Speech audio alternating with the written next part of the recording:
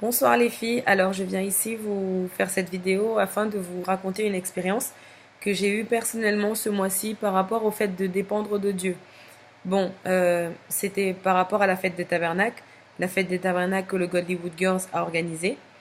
Et nous, les six, les filles de mon groupe, les six, on devait organiser toute la décoration, on devait presque tout organiser, toute la décoration. Et sincèrement, pour nous, c'est vraiment une première. C'est vraiment la première fois qu'on organisait un événement si grand, avec une décoration, avec tant de décoration et tout seul. Parce que toutes les fois qu'on l'avait fait auparavant, on avait toujours des épouses pour nous aider, avec notre ancienne Big Sister, Madame Joanna. Parfois, elle demandait à des épouses comme Madame Beta, Madame Katharina était là. On avait toujours des épouses pour nous aider, donc qui montait au plafond et tout ça pour coller les tissus, pour penser à la manière que ça devait finir, etc. C'était toujours des épouses. Enfin, je crois, enfin, du moins, jamais ça n'a été moi qui étais là-bas. Toujours, je devais passer les choses. Et là, le fait de savoir qu'on devait tout organiser tout seul, euh, personnellement, moi, ça m'a fait un peu peur. En plus, on avait un temps bien limité. Ça m'a fait un peu peur parce que notre nouvelle Big Sister, elle est pas proche. Elle est pas proche, elle est un peu loin, donc on devait tout faire le temps qu'elle arrive, comme elle voyage vraiment pour arriver ici. Et j'étais stressée, j'étais paniquée. On avait fait une organisation, elle m'avait demandé pas mal de choses à demander certaines choses au pasteur, comme l'arche, la verge, euh, comme certaines choses que je devais même demander au pasteur. Et comme c'est des choses qu'on utilise parfois dans la réunion, comme c'est des choses, le matériel des propos de l'église, euh, sincèrement, j'ai un peu cogité dans ma tête parce que j'avais, on va pas dire peur, mais j'avais tant de crainte pour aller demander ça au pasteur pour une réunion qu'on allait faire. J'avais tant de crainte que j'ai cogité, j'ai tourné, j'ai dit mon Dieu, comment je vais faire pour arriver? Peut-être ça a l'air simple, mais moi, j'avais un peu peur, crainte, je sais pas vraiment quel est le mot, mais j'étais pas très à l'aise pour demander ça au pasteur comme ça. Pasteur, est-ce que s'il vous plaît, on pourrait avoir l'arche de l'alliance? L'arche de l'alliance pour la réunion qu'on organise samedi, pour la fête de ta... Je me sentais tellement pas à l'aise et j'avais un peu peur, on peut dire, que j'ai commencé par demander à l'épouse, à son épouse. J'ai dit madame pour samedi, à l'épouse du pasteur de Saint-Denis, madame Claudia, j'ai commencé à demander à elle. Et j'ai dit, bon, on m'a demandé de demander au pasteur, mais je préfère d'abord demander à vous, madame. J'ai demandé à elle et finalement, j'ai pas eu besoin de parler au pasteur, elle a demandé à ma place. Et même pour ça, pour l'arche, on a réussi à avoir. Même je sais que je devais aussi demander la verge de Moïse. Mais à Saint-Denis, ils n'avaient pas la verge, donc je devais demander à Paris.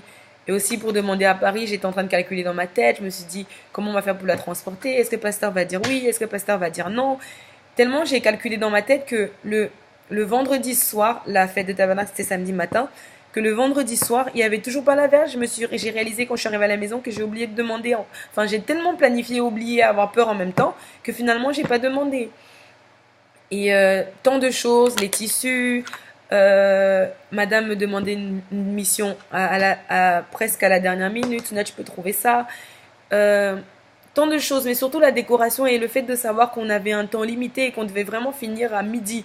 On a commencé à 7 heures pour finir à midi et je devais demander la tente. Après, à force de parler avec l'épouse de Saint-Denis, elle me disait, mais est-ce que tu as demandé l'autorisation? À quelle autorisation?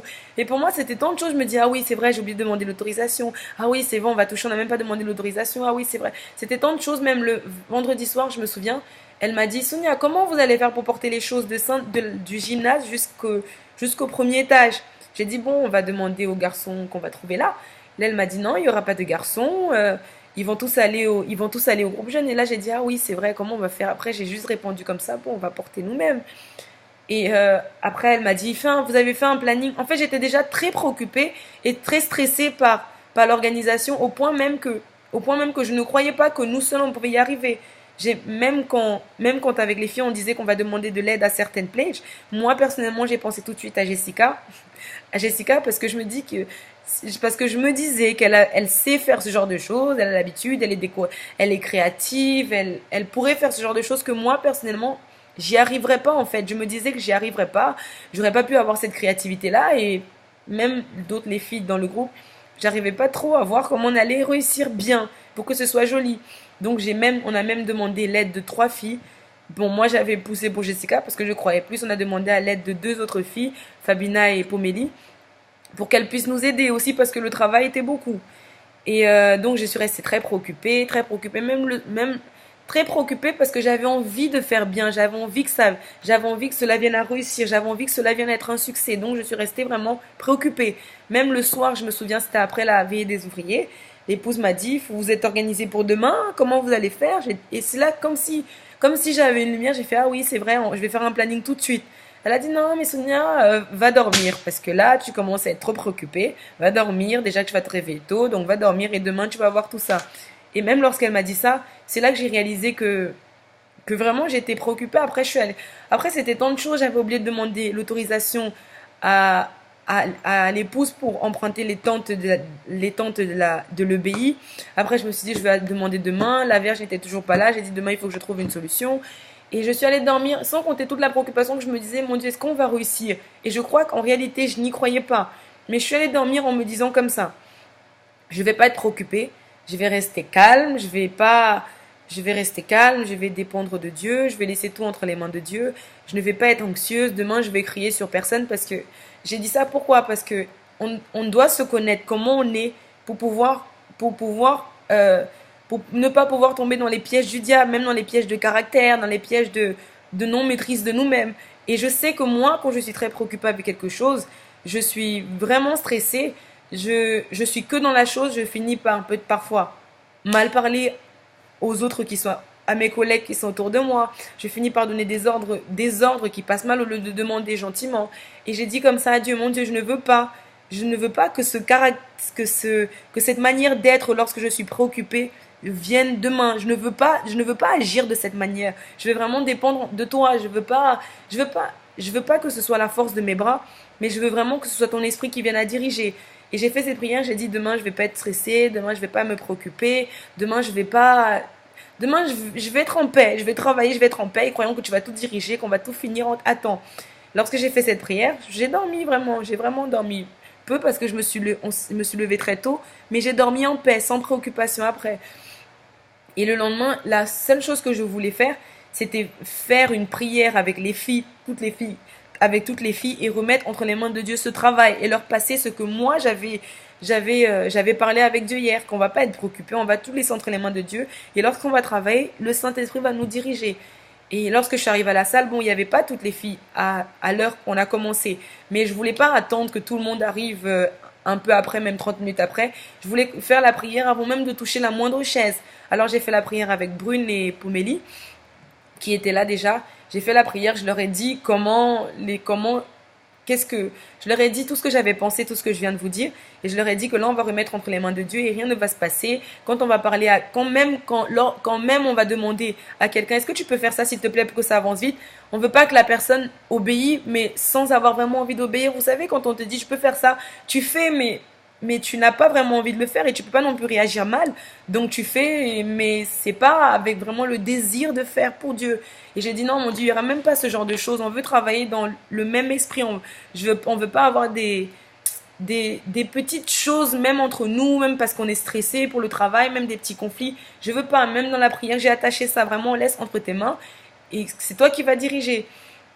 J'ai fait cette prière, après on a commencé à se fixer des objectifs. À 8 heures, on a déjà fini ça, à 9 heures, on a fini ça, à 9 heures, le plafond est fini, le tapis, tout. On s'est fixé on a commencé à travailler. Le plafond, Jessica, sur qui j'avais compté, n'avait pas pu être là parce qu'elle était à Paris. Donc au final, c'était Brune qui avait toutes les idées pour savoir comment on allait faire tout. J'avais même pas pensé à elle dans mes plans, mais elle savait déjà tout. Donc grâce à Dieu, on a réussi à bien faire le plafond. Et bon, je dis même c'est Dieu qui fait les choses parce que le fait que Jessica n'était pas là et qu'elle était à Paris, ça m'a permis de voir à Paris afin qu'elle puisse ramener la verge de Moïse. Donc j'ai pu appeler, j'ai pu demander l'autorisation, pasteur a donné l'autorisation, elle est venue avec la verge. C'était même Dieu parce que si elle n'était pas là, qui allait ramener la verge, même si je l'attendais être là à Saint-Denis. Après on a continué, on a continué la décoration, continué et vraiment lorsque j'ai vu qu'il était déjà 9 heures et j'ai vu l'évolution et vu à quel point la salle commençait déjà à être jolie, c'était au-delà de mon imagination. J'ai même dit un moment à Pomélie, je vois vraiment que Dieu est au contrôle. Elle a dit, ah oui, il a intérêt. Mais pour moi, c'était vraiment Dieu parce que c'était c'était pas possible. En plus, je travaillais en paix. La chose la plus grande que j'ai eue, c'est que je travaillais en paix. J'étais pas préoccupée, j'étais pas stressée. Je criais, je donnais des ordres à personne, je parlais mal à personne. J'étais vraiment en train d'être bien avec moi-même et de juste faire parce que je savais que Dieu allait diriger. Et le temps est passé, on a tout fait, on a tout terminé. Même au moment, parce qu'on devait mettre une tente à l'intérieur de la salle. On devait utiliser une tente verte de Saint-Denis. Elle n'était pas encore faite. Et on m'a dit qu'il y avait un garçon là qui savait bien faire, qui allait évangéliser. Donc on l'attendait pour 11 heures. Et on attendait parce qu'on ne voulait pas perdre du temps dessus. Et quand l'épouse, elle est arrivée, notre big sister, elle est arrivée, elle a dit, ah non, on va faire comme ça, on va utiliser que des colonnes, on va faire comme ça.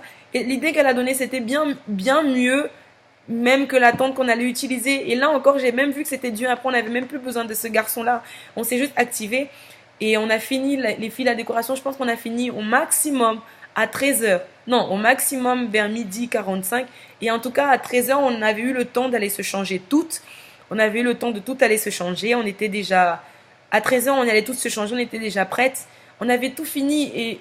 Et pour nous, c'était un miracle. Bon, pour moi, c'était un miracle presque.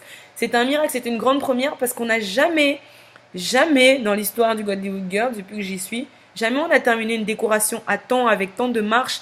On a même, tellement on était prête que l'épouse nous a appelé après pour faire une réunion avec nous. Elle a parlé avec nous, elle nous a passé l'esprit. On est resté près de 40 minutes assises dans la salle en train de parler avec l'épouse. Et même là, c'était tellement fort, même bon, ce qu'elle disait, ça m'a beaucoup parlé. Par rapport à nous-mêmes, par rapport à notre communion avec Dieu, par rapport au fait que on est différents dans le groupe, mais chacun a tout ça à apporter, qu'on apprend les unes les autres. Tout ce qu'elle disait, en fait, c'était Dieu même était en train de me parler, mais c'était fort parce que on est resté là, on était déjà prête en fait, et ça nous arrive jamais, parce que toujours on finit la décoration à l'heure pile, et la réunion commence la minute d'après, ou on finit en retard et on fait que les mamans et les petites, elles attendent, elles attendent un peu dehors, mais sans problème, elles attendent un peu dehors. Mais là, c'était vraiment, pour moi, c'était vraiment un miracle même, parce qu'on a fini avant, on a pu en quelque sorte prendre soin de notre vie spirituelle à nous d'abord, avant d'accueillir les autres. Et après même, elle nous a donné des conseils, que c'est pas bon de finir trop juste, c'est même bien de manger avant. Et ça, on fait jamais, et on pense qu'on est trop en train de travailler. Mais c'est pas sage, et après, on n'est même pas assez concentré, on a le ventre on a faim, on a faim, on a soif, on est fatigué parce qu'on a fini juste. Et après, même pendant la réunion, on n'est pas concentré et on reçoit presque rien, voire pas de la manière que Dieu voulait parler avec nous. Donc, lorsqu'on a fini la réunion avec l'épouse, bon, pour moi, c'était déjà, waouh, j'étais toute seule en train de penser à ça, en train de ne presque pas y croire qu'on avait tout terminé et au-delà de mon imagination, parce que la décoration, pour moi, elle était vraiment jolie. C'est une décoration qu'on n'aurait jamais pu faire sans les épouses, sans les épouses même. Pour nous, c'était un véritable défi. Après, on a accueilli les enfants, les mamans sont rentrées, l'épouse était prête à commencer la réunion. Et la seule chose que moi j'avais, le seul besoin que j'avais à ce moment-là, c'était vraiment de trouver un coin dans la salle pour m'asseoir, pour recevoir la parole que l'épouse allait donner aux filles, aux mamans, pour nous aussi, et de recevoir de la manière que Dieu voudrait parler avec moi. Même j'ai trouvé un coin où j'étais tranquille parmi les filles assises par terre, et j'ai même dit à Dieu comme ça, mon Dieu, je veux que tu parles avec moi dans cette réunion, je veux que tu utilises l'épouse pour parler aussi avec moi, pour que la parole qu'elle va utiliser, que cela vienne aussi à parler avec moi. Et pendant tout ce que l'épouse elle a dit, les filles, ça a parlé directement avec moi. Dieu est en train de me dire de confier en lui dans toutes choses, dans les bons moments, dans les moments difficiles. Et sachant que j'étais déjà un peu en conflit dans mon intérieur avec certaines choses que j'étais en train de vivre. Et lorsque l'épouse était en train de dire ça, parce qu'elle comparait avec le peuple d'Israël, qui était tellement incrédule dans le désert, alors au lieu de simplement croire en Dieu, je me disais que Dieu était là en fait, que je devais croire. Et Dieu a tellement parlé avec moi que lorsqu'elle a dit, les filles, on va chercher le Saint-Esprit maintenant, baissez la tête, j'ai baissé ma tête, j'ai parlé avec Dieu. J'étais loin, moi j'étais loin. Même que dès que la recherche du Saint-Esprit elle est finie, j'ai levé ma tête, j'ai vu l'épouse était debout, j'ai vu toutes les 6 étaient debout. Je me suis dit, mince alors. C'est vrai que j'ai été un peu égoïste et je suis restée par terre au lieu de me lever aussi et de prier en faveur des filles. Mais cette pensée, elle est partie très vite de ma pensée parce que le moment que je venais d'avoir avec Dieu, j'en avais vraiment besoin. Et j'avais vraiment besoin. Et après ça, on a terminé tout. L'épouse a pu rentrer parce qu'elle a son train à prendre et elle peut pas être en retard. On a fait les photos, on a fait tout ce qu'on avait à faire. Les girls sont partis, les mamans sont parties. Après, enfin, je peux pas dire que j'étais sur un nuage, mais j'étais tellement en train de voir à quel point Dieu avait tout dirigé parce que tout s'est passé très très bien. Et après, il y a Sis Joël nous a dit, les filles, on va faire une petite réunion. L'épouse n'était plus là, donc au début, je me suis dit, c'est quoi cette réunion? Qui a donné la direction? C'est quoi cette réunion qui vient de gauche à droite? Mais j'ai dit ça que dans ma tête. Mais je me suis dit, je vais rien dire, je vais rien redire, je vais juste écouter, voir qu'est-ce qu'elle va nous dire. Et c'est là qu'elle nous a dit, non, on va juste manger. Et puis on est resté ensemble, entre amis vraiment. Elle a juste dit, on va juste manger. Elle a pris la bassine, elle a lavé nos mains. Et là, on est resté par terre dans la salle. On a fermé la salle pour rester bien pour rester bien en discrétion et pour pas attirer l'attention. On a fermé la salle, on est resté là. On a mangé ce qu'il restait à manger. Et on a partagé chacune nos expériences, on a rigolé, on a vraiment passé un bon moment. Et même après chacune a partagé son expérience, Brune elle a parlé, moi j'ai parlé, même par rapport au travail qu'on est en train de faire, par rapport à la situation de nos girls, par rapport à la situation de nos mamans. Et même moi j'ai pu partager cette expérience-là. Et, euh, et après ça même j'étais en train de penser, je me disais vraiment, grâce à Dieu, on est tous différents, comme l'épouse nous avait dit avant.